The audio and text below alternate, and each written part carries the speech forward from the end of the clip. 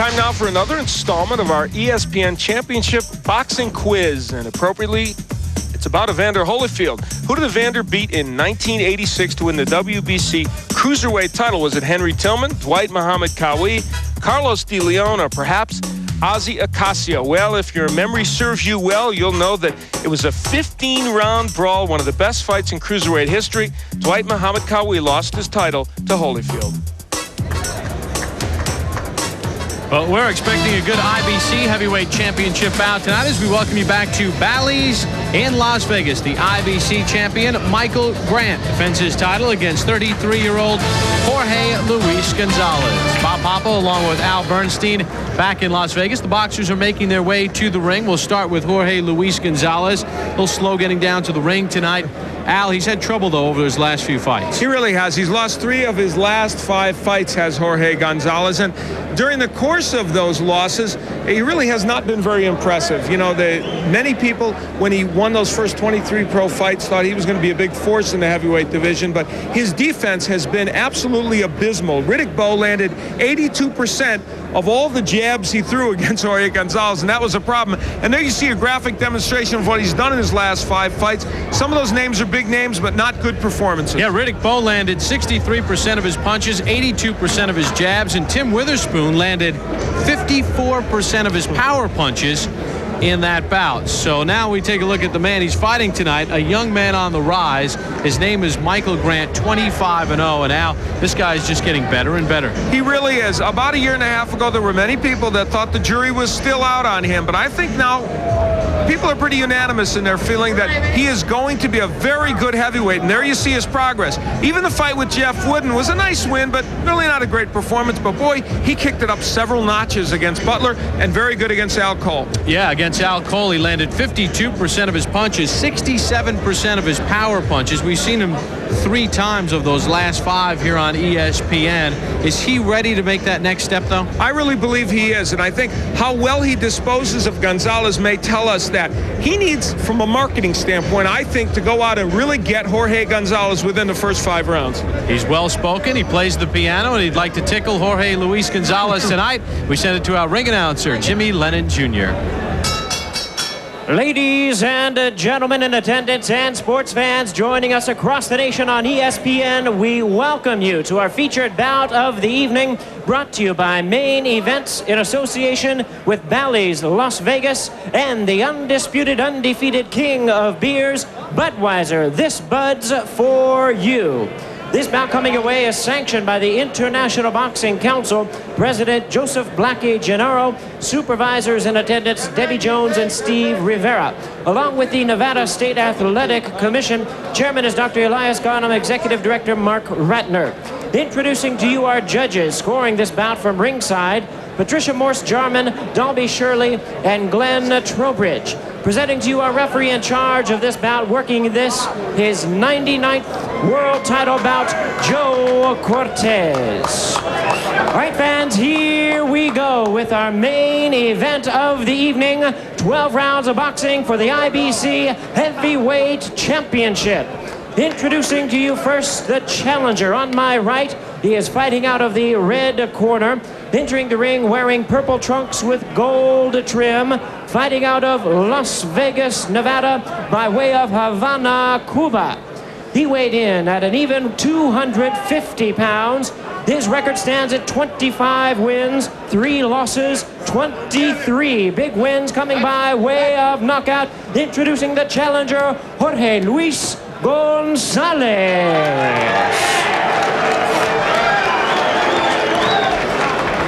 And his opponent across the ring is the defending champion on my left, fighting out of the blue corner, wearing black trunks with silver trim and hailing from Norristown, Pennsylvania. He weighed in at 248 pounds, undefeated in his campaign in the ring with 25 wins, no losses, 17 wins coming by way of knockout. Tonight making the first defense of his title, please welcome the IBC Heavyweight Champion, the undefeated Michael Grant.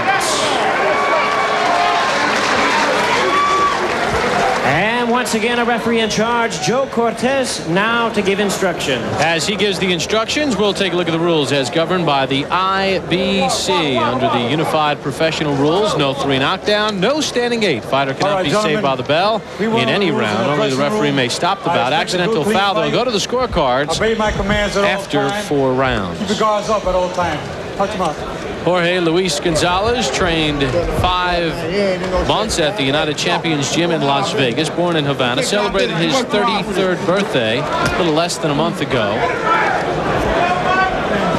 And Michael Grant, who played some college football and basketball, 25-0 with 17 knockouts, is ready for round number 1, and we are underway.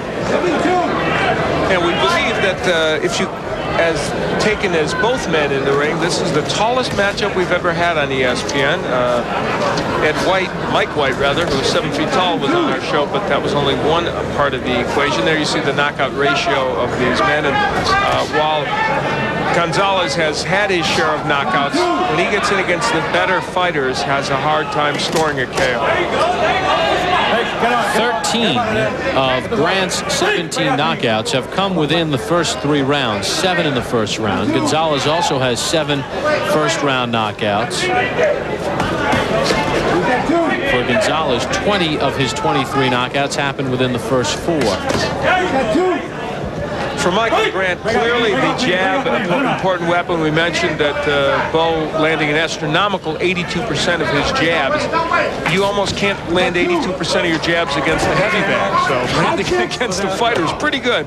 Speaking of heavy bags, Michael Grant, since mid-September, has been in Houston in Evander Holyfield's camp. Grant sparred with Henry Akinwande. Great hand sends Gonzalez down. Right to the ear. Joe Cortez in for the count. Count at 8. Says he's okay. I don't know.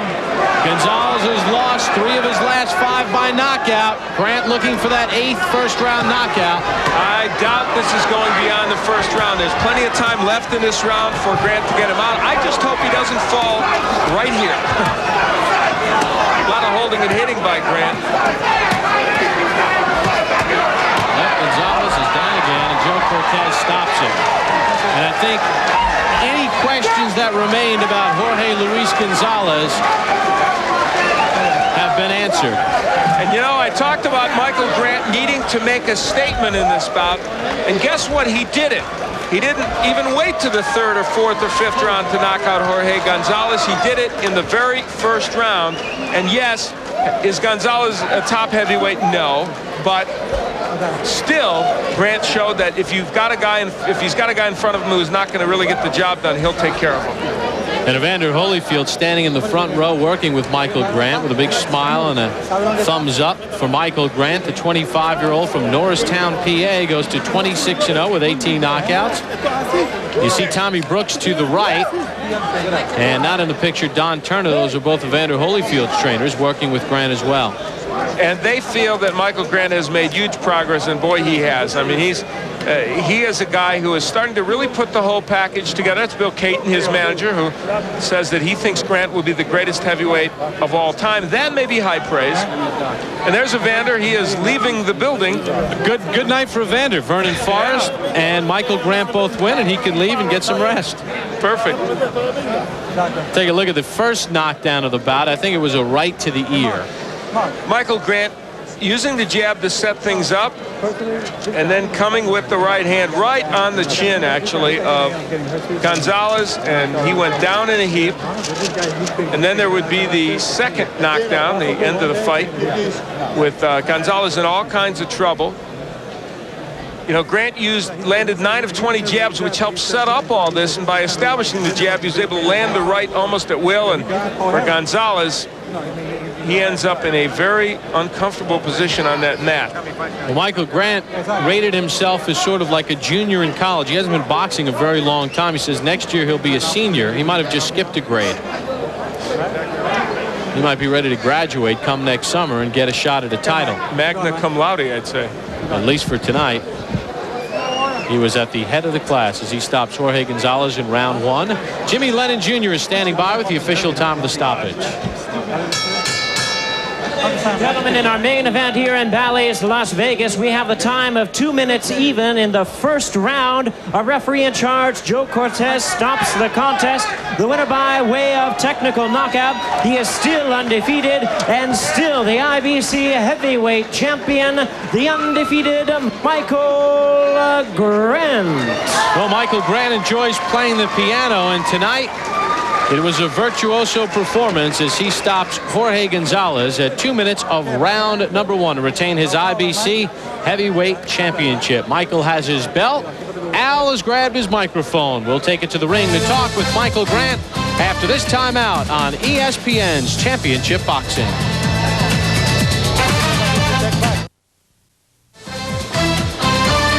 Welcome back to ESPN's Championship Boxing. Bob Papa along with Al Bernstein. Michael Grant at 2 minutes of round 1, a TKO over Jorge Luis Gonzalez to retain his IBC heavyweight championship. Michael Grant felt that he was like a junior in college. Well, he graduated tonight with flying colors. He's standing by with Al. Al? I'm here with Michael Grant and his manager, his happy trainers. And Michael, you were able to get him out of there maybe even quicker than you anticipated. I think a lot of people thought you might score a knockout, but that was very fast. First of all, Al, I want to give honor to God and my Lord and Savior Jesus Christ. And this fight was dedicated to Art Cavalier. I wasn't really supposed to be here. I was in a car accident Friday. Really? We did not know that. Kept it on the down low. Kept it real hush. But, you know, Don asked me, you don't have to fight. But I said, Don, don't worry about it. We're going to do this. We're going to get out of here. It's going to be nice. What kind of injuries did you sustain? Just some, basically a leg and neck and lower back injury. But, you know, I got my masseuse, Sharon Stewart and Allen. They worked on me, and they just said I'd be fine, just loosen up. Gonzalez, you know, he came out there. I prayed in the locker room, and, you know, I just let God work for me. All right, let's take a look at the first knockdown, and we'll see what you did with Jorge Luis Gonzalez. Good that you got him out early, considering your physical condition. You landed a good right hand here.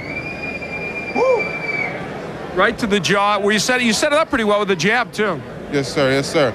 I was just, you know, wanting to be consistent and just pumping that jab off my shoulder, and just knowing that, you know, nothing can hurt me when I pump my jab off my shoulder, and I just feel so strong when I do that.